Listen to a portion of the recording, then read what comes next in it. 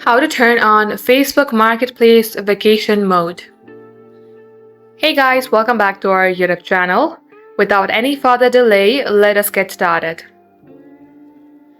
Launch your Facebook application from your device and get logged into your Facebook account.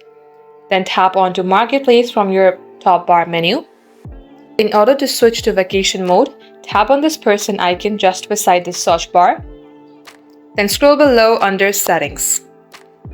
Here you will see Holiday Mode under Manage Settings. Tap onto it and you can toggle it on.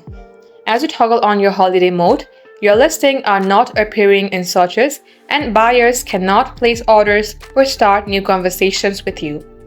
And in case you would like to turn off your holiday or vacation mode, the process is same.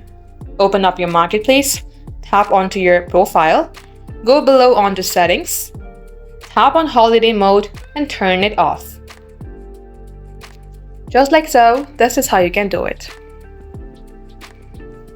Thank you all for watching the video till the very end. If you would like to see more videos on this topic, then do comment down below and we will catch you up in our next upload.